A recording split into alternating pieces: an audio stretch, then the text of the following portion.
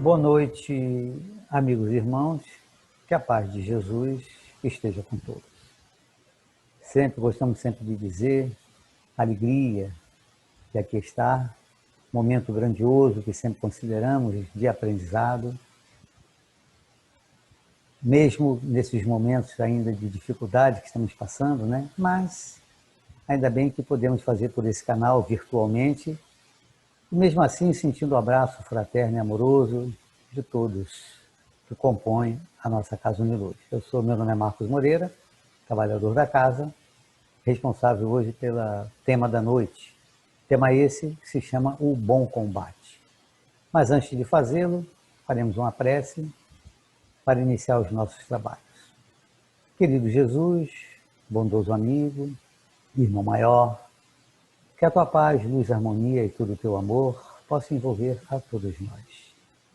Que possamos nesse momento, Mestre, e com certeza estamos contando com o teu amparo, com a tua proteção, com as tuas boas intuições.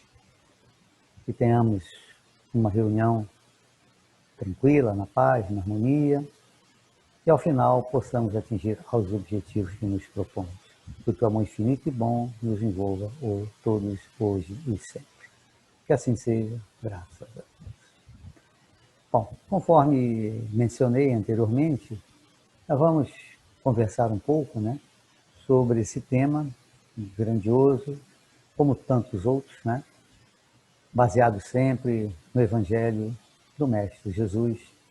Tema esse, repito, que é o bom combate. Certamente, a maioria de nós já ouviu falar, né, desse termo, né, o bom combate. Mas vamos voltar um pouco e na história, né? Então basta um olhar na história da vida dos grandes benfeitores da humanidade e vamos encontrar um denominador comum entre todos eles. Denominador esse que seria a luta, o combate, a ação. Sabemos que para subir a montanha elevada há que se despender esforços, suores, sujeitar-se a tropeços e ter muito fôlego. Assim também a grande escalada aos cimos da evolução. Portanto, o esforço, o combate, a ação são sinônimos de vida e vida abundante. Reportamos-nos a Paulo, o grande apóstolo, quando preso, aguardando a sua execução, escreve ele a segunda epístola direcionada a Timóteo, seu discípulo e amigo. E nesta epístola, Paulo, ele realça a necessidade da continuidade do trabalho de divulgação do Evangelho de Nosso Senhor Jesus Cristo. Lembra, Paulo, as passagens de sacrifícios e dificuldades enfrentadas no exercício da missão que abraçara junto ao Cristo. Então, ele, pressentindo a hora derradeira da sua passagem, escreve: combati o bom combate, acabei a carreira, guardei a fé. Joana de Ângeles, sempre nos orientando, diz que existe luta e luta. Isto é, o bom combate, da referência evangélica de Paulo, capaz de oferecer-nos como vitória os cimos gloriosos da emancipação espiritual, aquilo que todos nós queremos, né, e conseguiremos um dia, com certeza. Mas além do bom combate, existe também o mau combate, que é aquele que visa exclusivamente as conquistas horizontais e perecíveis da matéria, sem oferecer a mínima visão vertical. Se não vejamos, no mau combate, enfrentamos aos outros, aos nossos irmãos, né, que todos somos irmãos perante Deus, ao nosso próximo, como inimigos, muitas das vezes. E aí, o que fazemos? Erguemos armas, inventamos ardis, usamos de astúcia, e como usamos, né? Criamos estratégias e saboreamos a derrota dos outros, sem saber que estamos, na realidade, destruindo-nos. Nós é que estamos, com esta postura, sendo derrotados. Quando acompanhamos o noticiário, nos deparamos cada vez mais com fatos desagradáveis, né? Envolvendo crimes de toda origem, assassinatos, roubos, estupros, corrupção. Então somos desta forma, quer queiramos ou não, influenciados negativamente e sintonizamos com essa energia de combate, de disputa e agressividade com o próximo. Então muita atenção, né? E é bom que a gente pare um pouco naquilo que nós estamos vendo, lendo, assistindo, porque a mídia, quer queira que não, ela massifica, né? E, infelizmente, o que dá ibope, normalmente, não são os fatos voltados para a prática do bem, a prática da caridade, e sim aquilo que chama a atenção. E muitas das vezes vamos embarcando nessa situação que não nos ajuda em nada. Por outro lado, no bom combate, nós lutamos contra quem? Nós próprios, né? Disparando baterias de vigilância em oposição aos sentimentos e às qualidades inferiores que nos deprimem a alma. Esse é o bom combate. Vamos combater sim, mas a nós próprios. O mau combate chumba-nos o coração, a crosta da terra, em aflitivos processos de reajuste na lei de causa e efeito, tão conhecida de todos nós, né? Quem de nós já não ouviu falar dessa lei de causa e efeito, ou ação e reação? Isto é, nós vamos, quando o ser humano infringe a lei de Deus, faz algo inadequado, ele certamente sofrerá por conta desta lei de causa e efeito. Isto é, trocando em miúdos, terá que consertar aquilo que fez de errado. Se não nesta encarnação, nas futuras. Nas casas espíritas, nas reuniões mediúnicas, e aqui nós podemos comentar isso, né? Muitos dos nossos irmãos desencarnados que a ela aportam, às vezes nem se apercebe dessa lei. Porém, em contato com o esclarecedor, quando ele vem, na realidade, procurando desforrar-se daqueles que no momento estão encarnados, né, e ele desencarnado, e é percebido pela fala do esclarecedor, pelos ensinamentos de Jesus, mostrando a ele exatamente essa lei de causa e efeito. Até porque muitos dos nossos irmãos querem fazer justiça com as próprias mãos. E sabemos que a justiça é de Deus. E Deus é justo. Por conta disso, a justiça será feita de maneira adequada. Infelizmente, nossos irmãos, muitas das vezes, estão apressados, né? E por fazer justiça, achando-se no direito de fazer justiça, esquecem exatamente da lei de causa e efeito e exatamente terão que passar por as situações que fizeram os outros passar. Isso no mau combate, estou referindo. Já o bom combate, ele liberta-nos o espírito para a ascensão aos planos superiores. Paulo de Tarso, nos últimos dias da sua experiência terrestre, forneceu-nos preciosa definição nesse sentido, né? Ele que andara, Paulo, ainda como Saulo, né, em mau combate, até o seu encontro com Jesus, passou a viver no bom combate desde a hora de entrevista com o Mestre. Até Damasco, vivera em função de louros mundanos, ávido, né, de iluminações transitórias, mas desde aquele instante épico em que Ananias o recolheu enseguecido e transtornado, entrou Paulo em submissão dolorosa e muito dolorosa. A partir de então, houve uma transformação nele, deixando o homem velho e se tornando um novo homem para iniciar o bom combate. No homem velho, o mau combate. No homem novo, o bom combate. E ele, renovado pelo entendimento do Evangelho, das grandiosas lições deixadas por Jesus, passa a aplicar a si mesmo, como deve ser feito, e divulgando a Boa Nova como missão sublime que recebera. E nesta caminhada, não foi fácil, como não é para ninguém, Paulo sofreu todo tipo de violências verbais, morais, físicas, mas em nenhum momento esmoreceu. Continuou firme, orando, vigiando seus pensamentos, para que fosse assistido somente pela divina luz.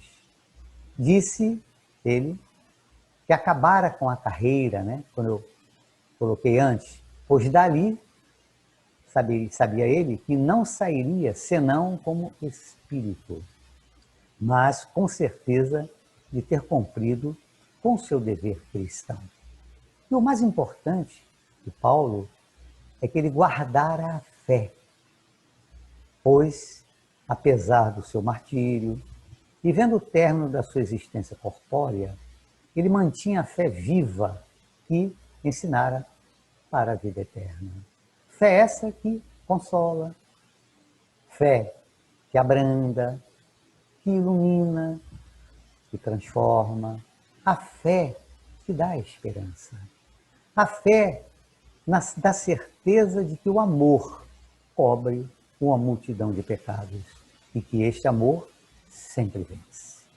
E aí é importante, nesta fala, nos ensinamentos de Paulo, que reflitamos, né? Temos que refletir. E essa reflexão primeira, parando um pouco, e vem aquele pensamento: como estamos vivenciando, cada um de nós, esta experiência na carne? Como estamos vivenciando? Com o mau combate ou com o bom combate? Cabe a cada um de nós, nesse momento, refletir o caminho que estamos seguindo. Algumas situações nós verificamos, dentre elas, que nós costumamos, né, o ser humano, reclamar de tudo, muitas das vezes, e de todos, sem nos dar conta que o nosso verdadeiro e bom combate nós travamos internamente. Esse bom combate ele é travado internamente. Porém, muitas das vezes, nós queremos consertar os outros, às vezes até consertar o mundo, né? E já é sabido de todos nós que nós não vamos conseguir mudar ninguém. Não conseguimos. Só tem uma pessoa que nós vamos conseguir mudar. E todos nós já sabemos quem é essa pessoa, né? Exatamente, somos nós, né? Então, o que fazer na realidade, né? O que devemos combater nesta existência? Continuamos a pensar, continuamos a refletir e verificamos que a vida ela nos conduz a inúmeras situações que desejamos ardentemente. A vida, isto é, vencer disputas profissionais, às vezes acontece isso, lutas contra aquilo que consideramos injustos, desavenças familiares, né? Revoltas em quaisquer locais em que estejamos, né? No trabalho, no seu segmento religioso, né? Também o aspecto das desigualdades sociais, e mais, e mais, e mais. Muitas das situações, ardentemente, né, nós desejamos vencer. Então, nós devemos combater, na realidade, tudo que esteja em desacordo com a ética e a moral, conforme nos preconiza o Evangelho. Se nós seguirmos exatamente isso aí, combatendo tudo em acorde ou que esteja em desacordo, melhor dizendo, com a ética e a moral, esse combate é bom, porque exatamente é o que nos ensina o Evangelho. E o Espiritismo, a doutrina, ela nos ensina que devemos combater as nossas imperfeições morais, procurando o quê? Nos melhorar como homens, mulheres, pais, mães, filhos e filhas, estabelecendo o quê? Uma harmonia em nossa convivência familiar, nossa convivência profissional, nossa convivência social, nossa convivência religiosa. Né?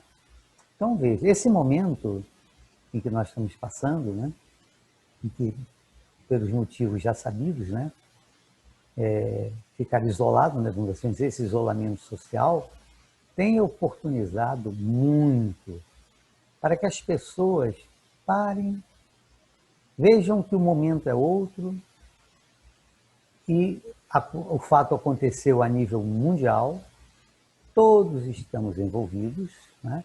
Então é um momento grandioso para a reflexão. E certamente está acontecendo. Por outro lado, muitas das situações desagradáveis também acontecem. Mas vamos vencer, né? Então, se nós atingirmos um estágio melhor ao partir desta vida, comparando a quando nós chegamos, nós teremos como Paulo combatido o bom combate e vencido mais uma etapa. Então lutemos, né, firmemente e fortemente contra as nossas imperfeições morais como bons combatentes. E isso sabemos que é através do autoconhecimento, admitindo nossas falhas, que poderemos iniciar um processo de construção do novo homem. Então, numa analogia que nós possamos fazer aqui aos pássaros, às aves, a evolução espiritual ela tem duas asas, né? Sabidamente, a da sabedoria e do amor. Alternamos, né, até conseguirmos o quê? O equilíbrio. Mas somente com a firme vontade nós iremos impulsionar esta evolução. Né? Trabalhar a área da intelectualidade, assim, e a asa da moralidade. Ou, como falei anteriormente, a da sabedoria e do amor. Sabemos nós que a da intelectualidade é mais fácil, a outra não tanta, mas nós temos que conseguir. E Deus é tão bom e nos dá tantas oportunidades quantas nós precisarmos. Agora é interessante que entendamos que urge essa mudança, porque já ouvimos falar todos, nós estamos numa transição planetária, em que a Terra está ascendendo no mundo de provas e expiações para um mundo de regeneração. E certamente todos nós queremos seguir também. Então cabe a cada um de nós. Nesta situação em que nos reportamos, de melhorar, sem dúvida, todos nós temos momentos de quê? Ou fases, vamos assim dizer, de fraqueza. E justamente nessas horas é que nós devemos recolher em nosso íntimo para exercer o bom combate. De que maneira? Orando e vigiando nossos pensamentos. Como Jesus disse com muita clareza, né? Orar e vigiar. Por vezes, certamente nos sentimos sós. E sabe por quê? Porque a nossa fé ainda ela é vacilante. No entanto, nós temos tarefas a cumprir neste plano. E sabemos, só vamos repetir algumas delas. Participar de uma família, assumir responsabilidades perante filhos, perante aos pais idosos, dar exemplo de boa conduta perante a sociedade, sermos caridosos, sermos indulgentes para quem nos ataca. Englobando tudo isso, poderíamos dizer o quê? Sermos homens de bem. E aí, O Evangelho de Jesus, como todos nós sabemos, nos ajuda bastante. E quando nós vamos no capítulo 18, salvo engano, no seu item terceiro, lá está escrito que o verdadeiro homem de bem é o que cumpre a lei de justiça, de amor e de caridade na sua maior pureza. Exatamente isso aí. Ó. O verdadeiro homem de bem é o que cumpre a lei de justiça, de amor e de caridade na sua maior pureza. É possível? Sim, lógico que é possível. Porém, alguns, e eu já ouvi muito, né? Muitas pessoas falam, né? Inclusive na bibliografia espírita, né? Diz que justiça e amor não se combinam. Né? E por que não se combinam? No pensamento de algumas pessoas. Porque dizem ele que a justiça sugere cobrança. O amor é doação. Então, como é que eles podem combinar? Mas, na realidade, justiça e amor se complementam. Se não, vejamos. Quando é que nós podemos ser justos? Quando nós não vamos fazer aos outros o que não gostaríamos que os outros nos fizessem. Quando é que nós vamos praticar o amor? Fazendo aos outros o que gostaríamos que os outros nos fizessem. Percebam? Então, justiça e amor se complementam. E aí entra a caridade. Prática da caridade. Se nós formos no Livro dos Espíritos, na questão 886, a pergunta lá é dita, posta por Kardec aos Espíritos, como é que Jesus entendia a caridade? E nós falamos sempre que a resposta é o BIP. O que seria o BIP? Benevolência para com todos, indulgência com as imperfeições alheias e perdão das ofensas. Exatamente, vou repetir.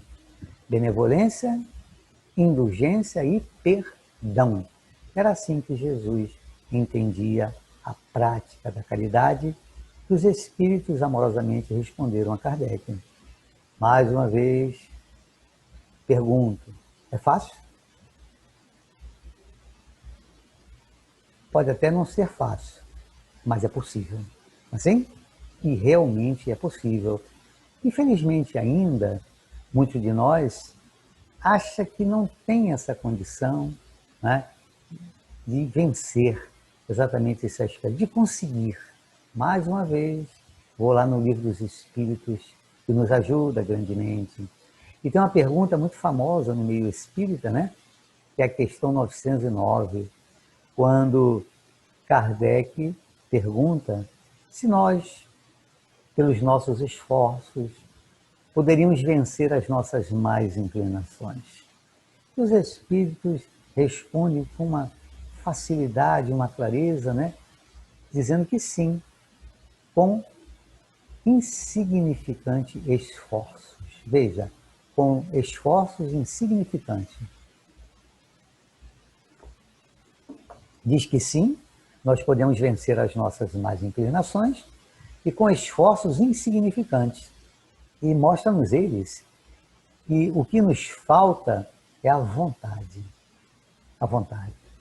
E aí termina assim dizendo, né, exclamando, com poucos dentre vós fazem esforços.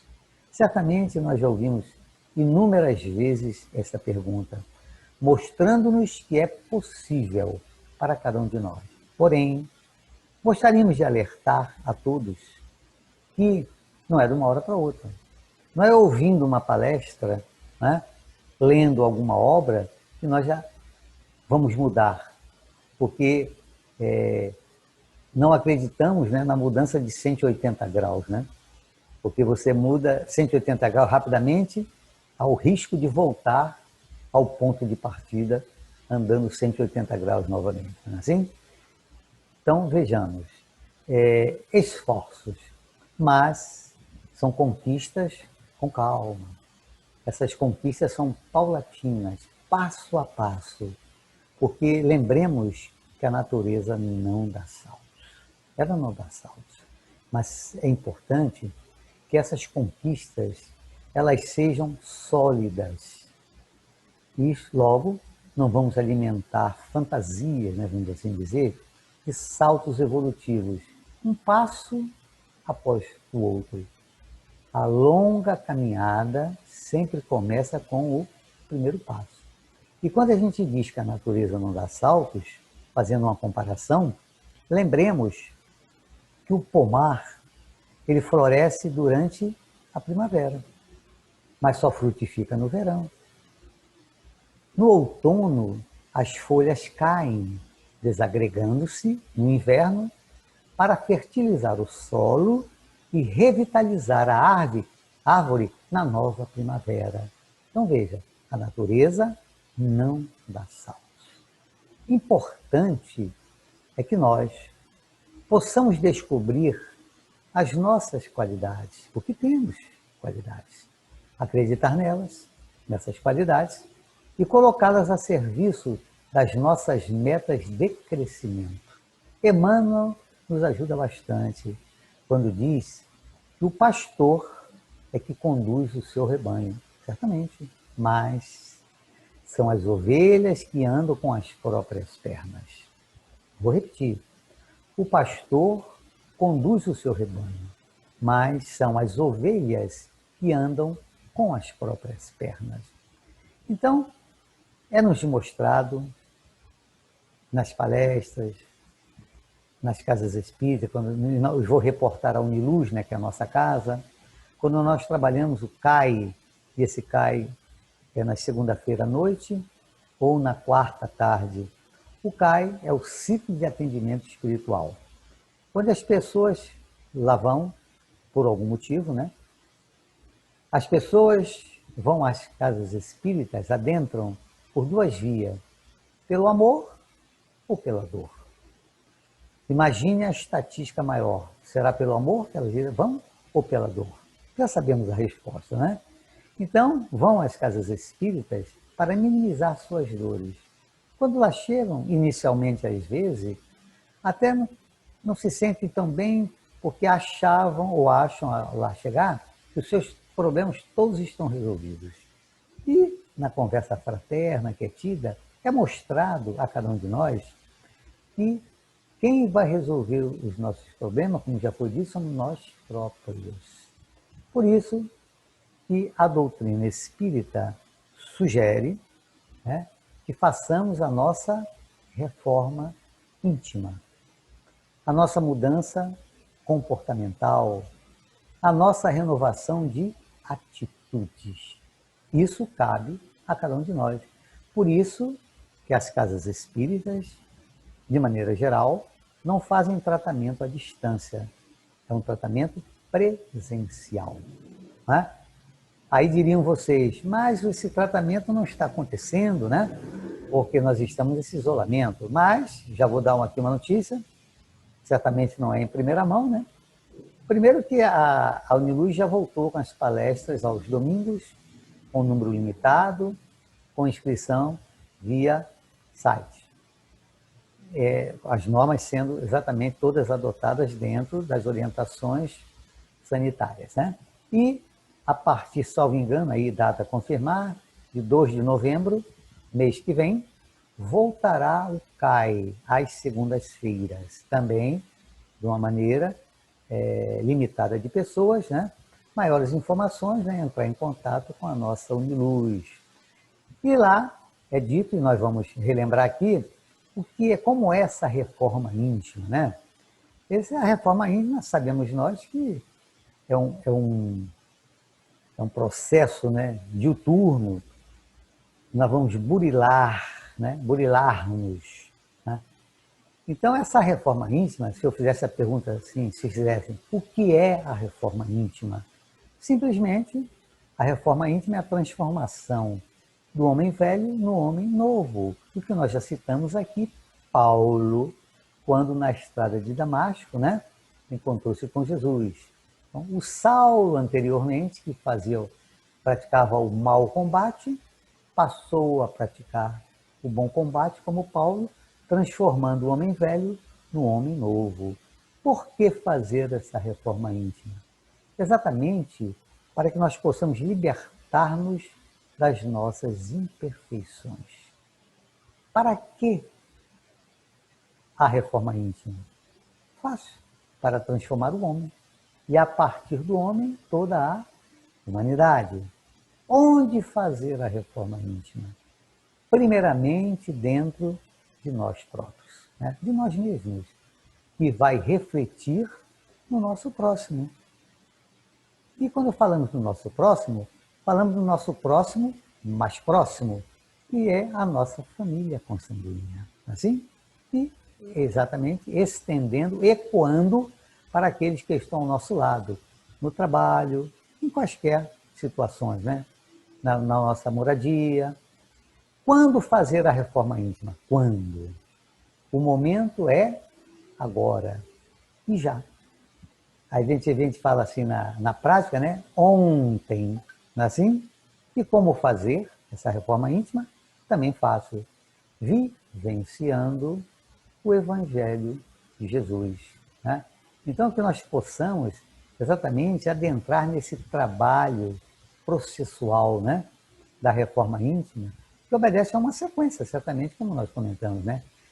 É a habilidade de lidar com as características da personalidade, melhorando o que? Os traços que compõem suas formas de manifestação.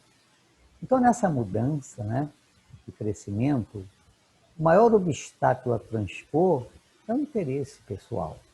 Muitos dizem, né,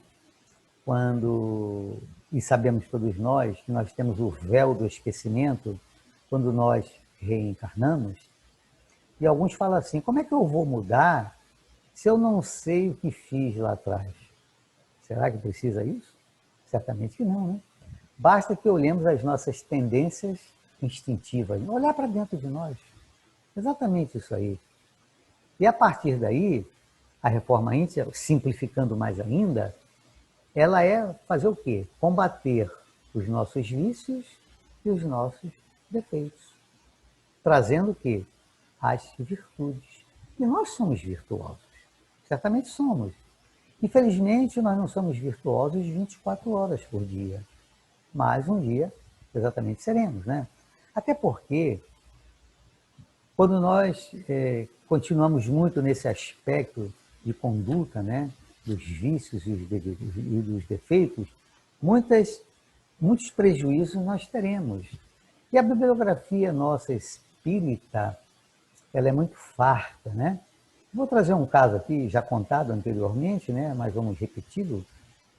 Salvo engano, do livro Cartas e Crônicas, de Irmão X, e lá é o título do capítulo, não sei qual capítulo, né? São vários pontos, e um deles é chamado de Belarmino Bicas, um personagem.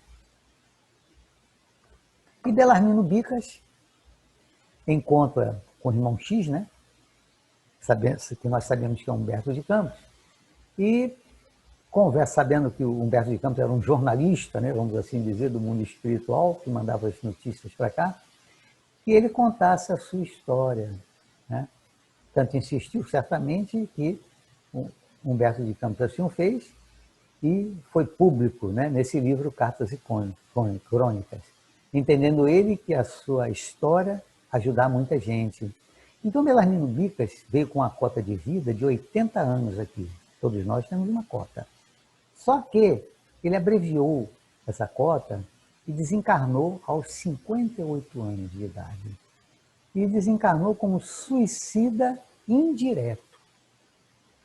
Ele conta lá que ele desencarnou aos 58. Aos 38, quando ele estava com 38 anos de idade, ele tornou-se espírita. Então ele ficou 20 anos como espírita, embora, já falei, suprimiu 22 anos da cota de 80 que ele cabia desfrutar no corpo. O nosso irmão Belarmino Bicas, ele tinha um temperamento muito irascível, né? Então ele relata nesse conto, mostra, melhor dizendo, nesse conto, o perigo que nós temos das zangas sistemáticas, né, das raivas. E insiste ele na necessidade da tolerância, da paciência.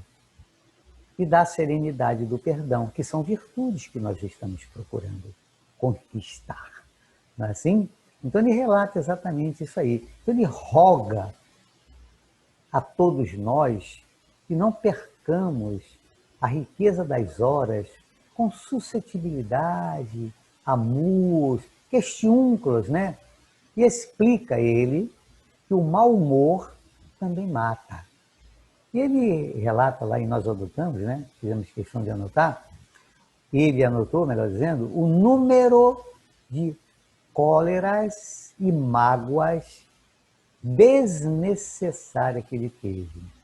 E não se espante, queridos irmãos e amigos, ele teve 16.386 raivas, exasperações inúteis. E em quantos 20 anos, como eu já reportei, né? Que nós transformamos isso em 7.300 dias de existência, que ele relatou só nesse período, né?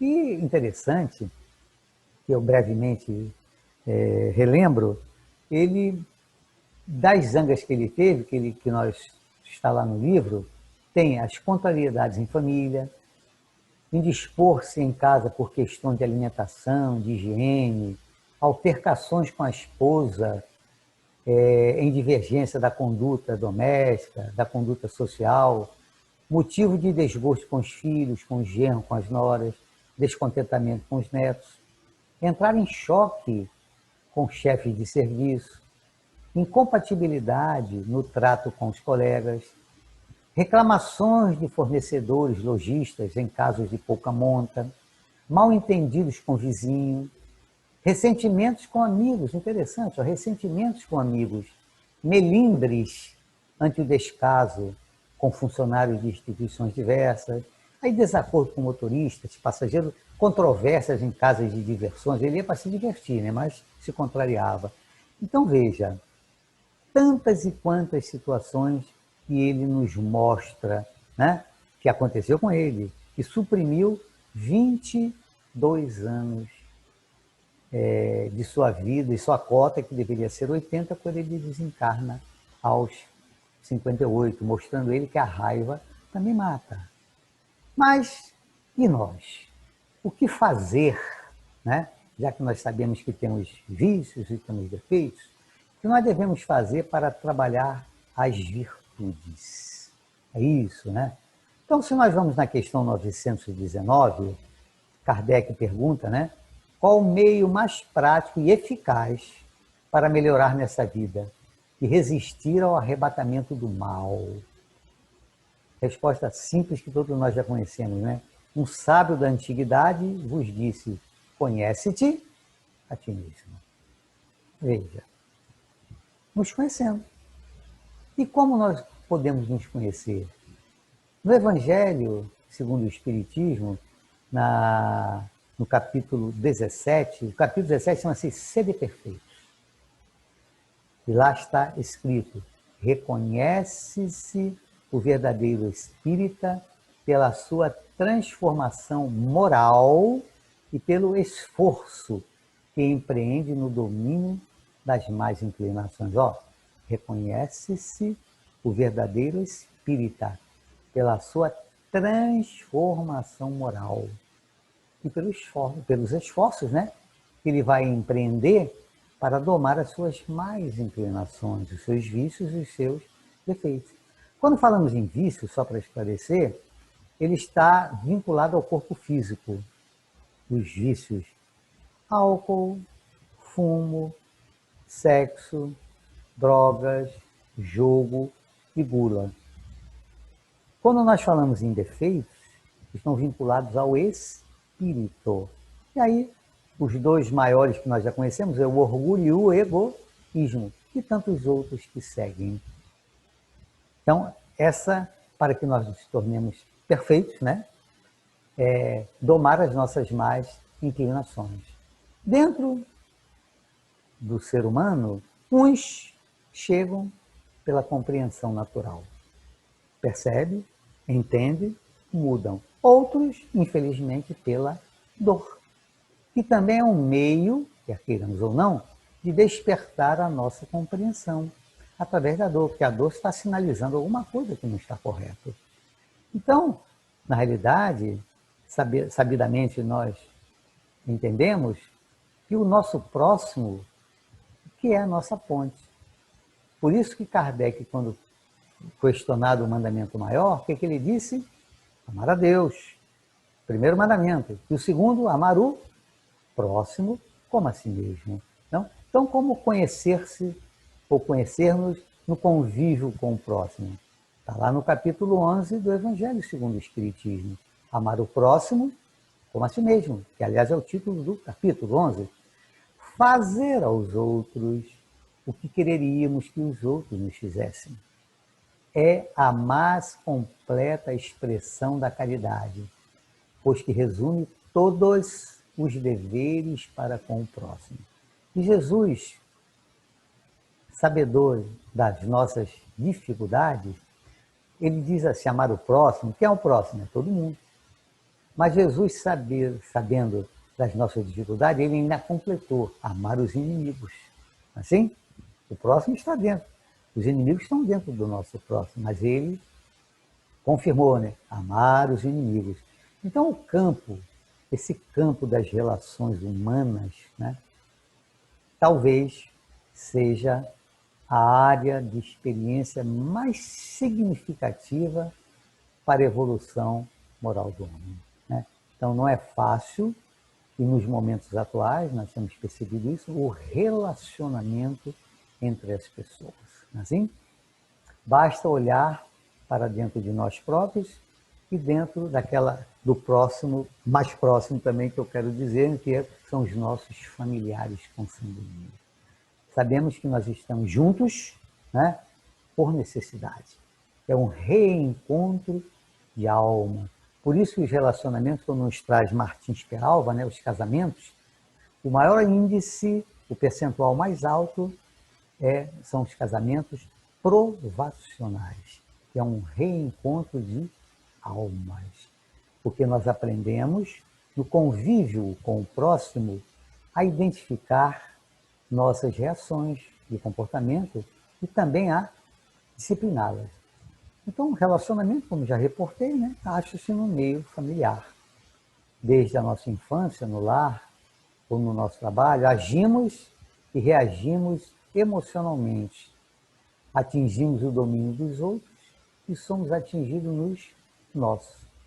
A partir daí, nós vamos nos aperfeiçoando, arredondando, né, as facetas pontiagudas do nosso ser ainda muito embrutecido. Então é preciso, no convívio com o próximo, expressarmos a nossa condição real. Como ainda estamos, não o que somos, né? No capítulo 17, exatamente no item 7, diz lá assim, que a melhor diretriz para isso, para chegarmos a isso, está posto lá. O dever começa precisamente no momento em que ameaçais a felicidade e a tranquilidade do vosso próximo, e termina no limite que quereríeis alcançar para vós mesmos. Né? Então, é o cumprimento do dever. Exatamente isso aí, como está dito nesse capítulo 17. Então, esse conhecer-se, né, que nós reportamos agora, infelizmente, né, poderemos ver em muitos dos casos pela dor, no capítulo 5, Bem-aventurados os aflitos, diz lá que todos quantos sejam feridos no coração, por reveses e decepções da vida, consulte serenamente a sua consciência. Remontem pouco a pouco a causa dos males que os afligem. E verão, ou veremos, que as mais das vezes não poderão confessar, né? Tipo, se eu tivesse feito, ou se não tivesse feito tal coisa, não estaria nesta situação. Que bom que nós estamos aqui nesse momento encarnados, conversando sobre isso, refletindo, já nos preocupando, né? Porque muitas das vezes e aí eu volto às reuniões mediúnicas, os nossos irmãos vão escutar isso já desencarnado e se lamentam muito, né, de não terem feito isso quando encarnado. E muitas das vezes culpando ainda o outro, quando na realidade vão se aperceber, né, consultar as suas consciências, percebem que a maioria dos males causados foram por eles próprios. Não é assim? Então, e o que nós comentamos, essa razão, Deus é justo, né? Lógico, justo é a causa. Agora é bom que possamos nós distinguir nas dores aquelas dores que são crescimento, né? Diferenciar a dor crescimento da dor martírio. Bem interessante, né? Porque a dor crescimento, nós poderíamos dizer que é aquela dor que nós passamos com resignação. Mas não aquela resignação passiva, que muitos falam, não, eu estou assim porque Deus quer. Não é por aí. É uma dor, é uma resignação, melhor dizendo, ativa, né? Em que nós vamos trabalhar para que exatamente que ela passe, até porque sabemos que ela é passageira, não é assim? Quando a dor ela é martírio, ela é uma autopunição, né? É uma penitência psicológica, é aquele excesso, né, que nasce da incapacidade de nós gerirmos com equilíbrio o nosso mundo emotivo, as nossas emoções. Mais uma vez, voltando, que nós temos que trabalhar as virtudes. E dentre elas eu gostaria de citar uma, que é a paciência, né? Tanto que quando nós vamos ler no Evangelho sobre a paciência, né, que tem lá, e a primeira vez que eu li, eu achei bem interessante, e até não entendi, e vim a entender depois, e quando ele começa assim falando sobre a paciência, que a dor é uma bênção que Deus envia aos seus eleitos. A dor é uma bênção que Deus envia aos seus eleitos, que realmente é, quando compreendido, né? Então, quase sempre, as dores do martírio, elas decorrem de não queremos experimentar as dores do crescimento. Como nós não estamos querendo experimentar as dores do crescimento, ela passa a ser uma dor do martírio, né? Então, como exemplo, examinar, né, as imperfeições nossas, entre a dor da autoavaliação e a dor na negação, optamos, infelizmente, pela segunda, né, que é a dor excesso. Então, que nós chegamos, né, esse aspecto da melhoria íntima, autêntica, né, que ela ocorre pelo processo da conscientização. Então, a melhoria íntima, autêntica, ela ocorre pelo processo da conscientização e não pelas dores decorrentes de cobrança, de conflitos interiores, né? Isso, quando nós dizemos ainda assim, né, não posso mais falhar, aí fica mais difícil a conquista desse mundo. Porque errar todos nós erramos. Agora, nós não devemos valorizar o erro, né? Então, a partir daí, nós começamos a conhecer os grandes inimigos do auto-amor no nosso íntimo. Um grande inimigo do nosso auto-amor no nosso íntimo é o perfeccionismo. O perfeccionismo é uma fonte de martírio que busca efeitos rápidos, né? Transformando-se numa aspiração muito torturante. Então, que eu comentei, todos nós erramos, ainda, mas aos poucos, com a nossa reforma comportamental, nós vamos conseguir, né? Então, essa forma inadequada de reagir aos nossos erros, ela leva a consequências graves, né? E às vezes maiores do que o próprio erro. Tais como poderíamos citar pelo menos alguns aqui, né? Esse estado íntimo de desconforto, de desassossego quase permanente, creio eu, ainda mais nesses momentos que passamos, né? A torturante sensação de perda de controle sobre a existência, a baixa tolerância à frustração, a ansiedade de origem desconhecida, medos, né? Muitos medos incontroláveis, de situações, muitas delas irreais, irritações sem motivos claros, olha o Belarmino Bicas, né? Desânimo, mau humor, descrença, às vezes nesse esforço de mudança, né? E muitas coisas. Então nós devemos nos conhecer, como já foi dito, pela autoanálise. É interessante, né? Essa dificuldade está precisamente em conhecermos a nós próprios. E nós temos meio de conseguirmos. E quem nos ajudou muito foi Santo Agostinho, né? Eu já citei a questão 919, quando conheça a ti mesmo, mas na 919A, ele ensina, né? Mostra a sua experiência. E a experiência dele é muito boa, né? Ele diz lá, fazei como eu fazia quando vivi na Terra. O que ele fazia? Ao fim do dia, ele interrogava a consciência e passava em revista o que fizera durante o dia e perguntara a ele próprio se não faltara algum dever. Se ninguém tivera motivo para se queixar dele. Então foi assim que Santo Agostinho ele chegou a conhecer-se e a verificar, né, que precisava reforma. Então o que ele fazia? Quando ele percebia as coisas boas que ele fez, tudo bem, ele continua, né? As coisas não boas, no dia seguinte ou nos dias subsequentes, ele consertava o mal feito, não é assim? Então, o conhecimento de nós próprios é a chave do progresso.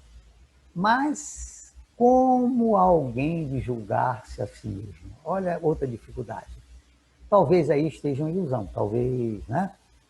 Do amor próprio de alguns para atenuar as faltas e torná-las desculpáveis. Porque nós somos muito indulgentes com nós próprios, não é assim? Vejamos, o avarento ele se considera o quê? Apenas econômico, previdente.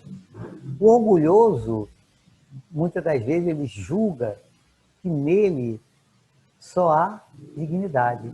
Então, são ele próprio, a ilusão, né, do amor próprio, atenuando as suas faltas. E isso é muito real, né? É muito real, mas há um meio de verificarmos, né?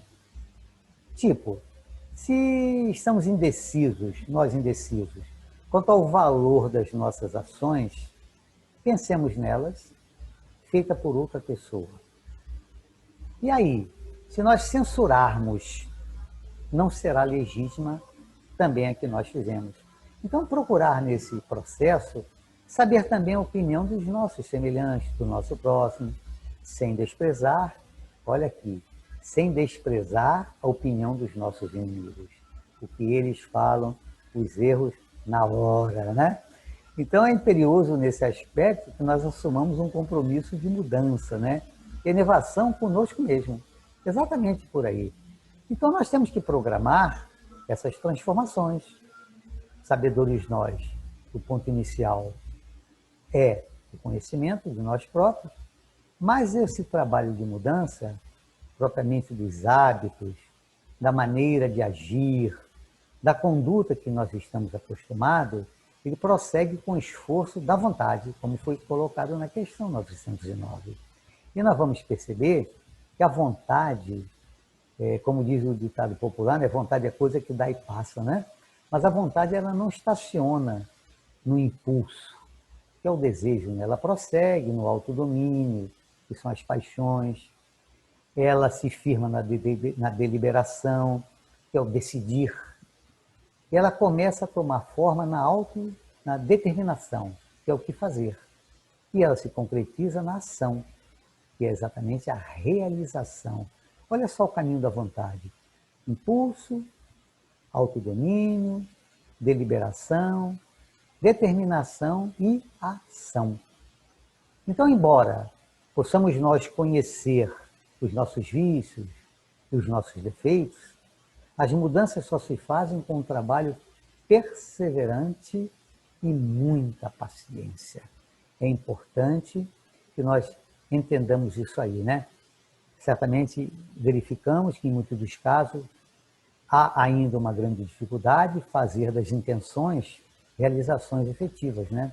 A maioria de nós tende a abandonar logo nos primeiros momentos, mas estabelecer metas, começar enfrentando os vícios comuns, a prática da oração no propósito de vigiar, vigilância, prosseguir removendo os defeitos, cultivar as virtudes, transformação pelo serviço ao próximo e seguir aquilo que é o lema da doutrina espírita, né?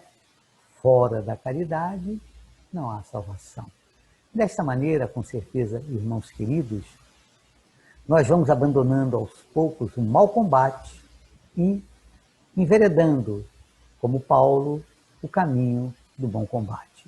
Para concluir, gostaríamos de citar alguns trechos do livro Desperte e Seja Feliz, do Joana de Ângeli, psicografia de Divaldo, quando lá nos é mostrado que a corrente vibratória do bem, ela estimula o progresso, capacita para a harmonia e posiciona para a glória imortal. Luta é bênção. Sem ela, a vida periclita e degenera. A luta, queridos irmãos, é um desafio abençoado que a lei do progresso impõe. Desse modo, a luta e recolhe as moedas da satisfação sem revoltas, sem angústias, no bem que fazes, pelo dever de executá-lo, desfrutando do prazer de realizá-lo. Luta, mediante o teu dever de crescer na direção de Deus, antegozando o momento planificador da tua libertação, da carcaça em que transitas cansado e sofrido. É necessário, diz Joana, combater em paz, alegremente, sabendo que os bons espíritos estarão lutando ao teu lado em nome do lutador incessante que é Jesus, que até hoje não descansa nem desanima, permanecendo sempre conosco. Se conseguirmos atingir um estágio melhor ao partir do que ao chegar, teremos, como Paulo, combatido o bom combate e vencido mais uma etapa. Lutemos contra as nossas imperfeições morais. Sejamos bons combatentes. Muita paz para todos. Que assim seja. Graças a Deus.